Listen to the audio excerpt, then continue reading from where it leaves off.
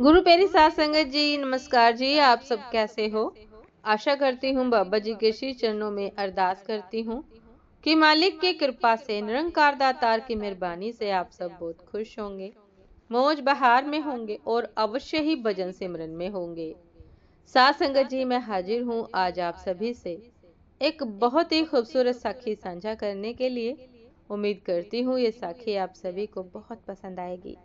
तो साथ संगत जी, चलिए आइए समय ना गवाते हुए साखी को आप सभी से साझा करते हैं जी। साथ संगत जी, एक बार राधा जी के मन में श्री कृष्ण दर्शन की बड़ी लालसा थी। ये सोचकर महलन की अटारी पर चढ़ गई और खिड़की से बाहर देखने लगी कि शायद श्याम सुंदर यहीं से आज गैया लेकर निकले। अब हमारी प्यारी जू के हृदय में कोई बात आए और लाला उसे पूरा ना करे, ऐसा तो हो ही नहीं सकता।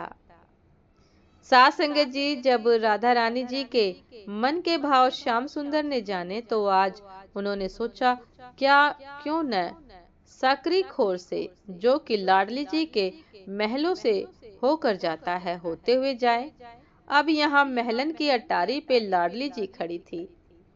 तब उनकी मैया कीर्ति रानी उनके पास आई और बोली कि अरे राधा बेटी, देख अब तू बड़ी हो गई है, कल को दूसरे घर ब्याह के जाएगी तो सासरे वारे कहा करेंगे, क्या कहेंगे?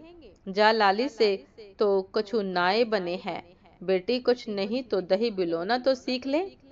अब लाडली जी ने जब सुना तो अब अटारी से उतर कर दही बिलोने बैठ गई, पर चित्त तो प्यारे में लगा है।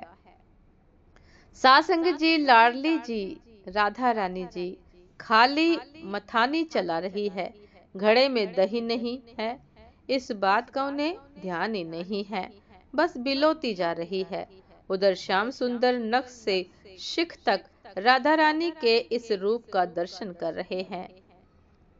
बिल्लव मंगल जी ने इस झांकी का बड़ा सुंदर चित्रण किया है। लाला गैया चरा के लौट तो आए हैं, पर लाला भी प्यारी राधा जी के ध्यान में खोए हुए हैं और उनका मुख कमल पके हुए बेर के समान पीला हो गया है। पीला इसलिए हो गया है क्योंकि राधा रानी गोरी है और उनके श्रीअंग की कांति स्वर्ण के समान है, इसलिए उनका ध्यान करते करते लाला का मुख भी उनके ही समान पीला हो गया है। इधर जब एक सखी ने देखा कि राधा जी ऐसे दही बिलो रही है तो वह झट कीर्ति मैया के पास गई और बोली, मैया जरा देखो, राधा बिना दही के माखन निकाल रही है। अब कीर्ति जी ने जैसे ही देखा तो क्या देखती है, श्री जी का वैभव देखो, मटकी के ऊपर माखन प्रकट है। सच है लाडली जी क्या नहीं कर सकती, उनके लिए फिर बिना दही के माखन निकालना कौन सी बड़ी बात है। इधर लाला भी खोए हुए हैं। नंद बाबा बोले, लाला जाकर गैया को दोह लो।